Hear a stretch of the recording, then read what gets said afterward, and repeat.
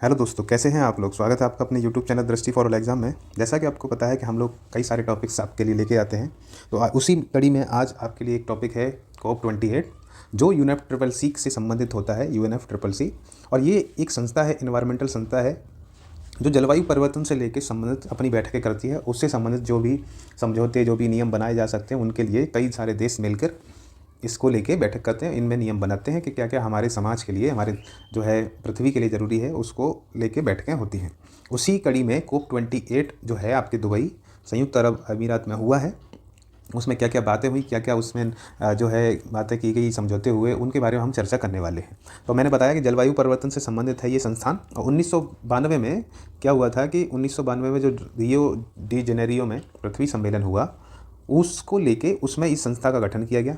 जलवायु परिवर्तन को लेके एक संस्था होनी चाहिए, उसको लेके इसका गठन हुआ था। और 1994 से ये जो है लागू हुआ। उसी को लेके कॉन्फ्रेंस ऑफ पार्टीज़ के नाम से COP जो हो एक साल में हुआ करते हैं। अब जो COP28 है वो आपका दुबई में हुआ 2023 में, 23 नवंबर से और 12 दिसंबर इसके बीच में 2023 तक जो है दुबई में हुआ। अब इसमें क्या क्या बातें हुई, तो इन सब के नतीजे हम 4 स्तंभों में समझेंगे। तो पहला हम स्तंभ समझते हैं कि एक उचित, व्यवस्थित और न्याय संगत ऊर्जा परिवर्तन को तेजी से ट्रैक करना। इसमें पहले स्तंभ में ये बात की गई थी कि एक उचित और व्यवस्थित और न्याय संगत ऊर्जा परिवर्तन को तेजी से ट्रैक करना। अब इसमें क्या क्या बातें हैं, इसको जान लेते हैं कि 2030 तक इसमें लक्ष्य बनाया गया है कि 2030 तक दुनिया की स्थापित नवीनीकरणीय ऊर्जा उत्पादन क्षमता को 3 गुना कम से कम 11,000 गीगावाट तक करना है। यानी 3 गुना करना है, और उसमें भी कम से कम इतना होना चाहिए। नवीकरणीय ऊर्जा आपकी है, नवीकरणीय ऊर्जा से ऊर्जा उत्पादन इतना होना चाहिए, जिससे क्या है कि हम जो है जो पोल्यूशन को कम कर सकते हैं। जलवायु परिवर्तन में जो टेम्परेचर डिफरेंस हो रहा है, जो तेज़ी से टेम्परेचर में बढ़ोतरी हो रही है, उसको हम कंट्रोल कर सकते हैं। उसके अलावा दूसरा लक्ष्य बनाया गया कि 2030 तक हर साल जो आपकी ऊर्जा दक्षता में सुधार की वैश्विक औसत वार्षिक दर जो है 2% से दोगुनी होकर 4% से अधिक हो जाएगी, ऐसा लक्ष्य बनाया गया है। इसके साथ ही तेल और गैस डीकार्बोनाइजेशन चार्टर के 52 हस्ताक्षरकर्ता 2050 तक शुद्ध शून्य संचालन के लिए प्रतिबद्ध हैं। इसमें ये वाली बात भी की गई कि डीकार्बोनाइजेशन चार्टर के 52 हस्ताक्षरकर्ता 2050 तक क्या करेंगे कि वो नेट जो है आपका नेट जीरो तक आपका संचालन करेंगे, तेल और गैस को यूज़ नहीं करेंगे। तो ठीक है। इसके अलावा चौथी बात की गई, फ्रांस के नेतृत्व में कोल ट्रांजिशन एक्सेलरेटर लॉन्च किया गया। यानी एक ये है आपका जो समझौता बनाया गया, कोल ट्रांजिशन एक्सेलरेटर लॉन्च किया गया, और जो कोयले से स्वच्छ ऊर्जा में संक्रमण की सुविधा प्रदान करेगा। तो स्वच्छ ऊर्जा से आपके कोयले से इसकी तरफ बढ़ेंगे, इसके लिए ट्रांजिशन के लिए एक्सेलरेटर का काम करेंगे, और फ्रांस के नेतृत्व में इसको बनाया जा रहा है। इसके साथ ही दूसरे स्तंभ में क्या बातें की गई जलवायु परिवर्तन से लेकर उस बैठक में, तो जलवायु वित्त को ठीक करना। जो गरीब देश हैं, जो विकासशील और ये अब अल्प विकसित देश हैं, उनके लिए वित्त की जो सुविधाएं की गई थी, जिनसे जलवायु परिवर्तन में उनको मदद मिल सके, उससे संबंधित क्या क्या जानकारी है। तो वैश्विक जलवायु वित्त ढांचे पर घोषणा की गई कि वैश्विक जलवायु वित्त जो ढांचा है वो उसको अच्छा किया जाए। इसके अलावा हानि एवं क्षति जो लॉस एंड डैमेज निधि थी, उसका संचालन किया जाए, जिसकी जो है गठन जो किया गया था वो इंडोनेशिया में जो COP26 हुआ था, उसमें ऐसा कुछ हुआ था कि वहाँ पे। और इसके साथ ही जो हमारे क्या कहते हैं, तो जो आपका जो शर्म अल शेख जो मिस्र का एक शहर था, उसमें COP27 हुआ। तो COP27 आपका मिस्र में हुआ था, शर्म अल शेख में। तो मिस्र में जब हुआ, उसमें लॉस एंड डैमेज फंड की बनाने की बात की गई थी।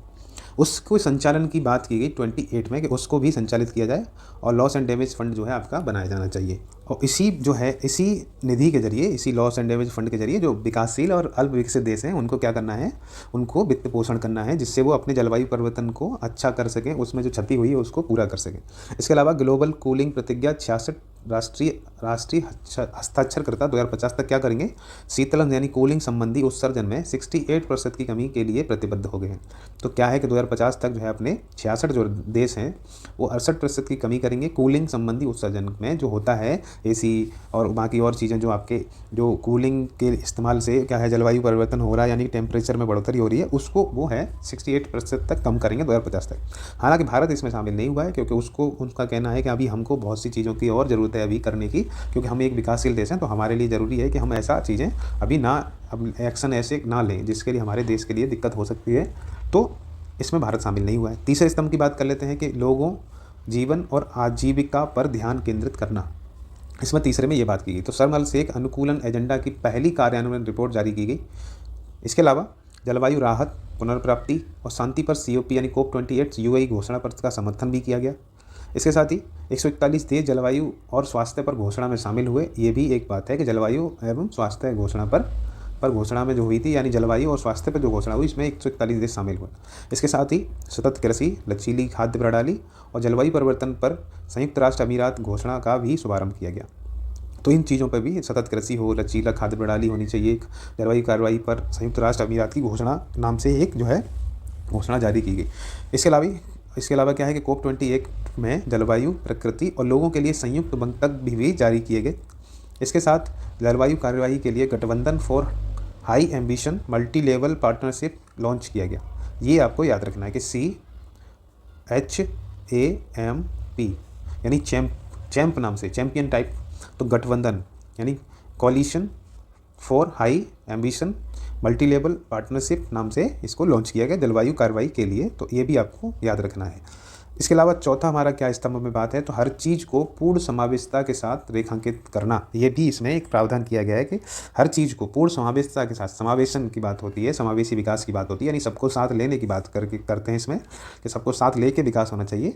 तो युवा जलवायु चैंपियन की नियुक्ति, युवाओं की नियुक्ति करना जलवायु चैंपियन के नाम से। इसके अलावा COP28 में gender responsive just transition and climate action partnership भी लॉन्च किया गया।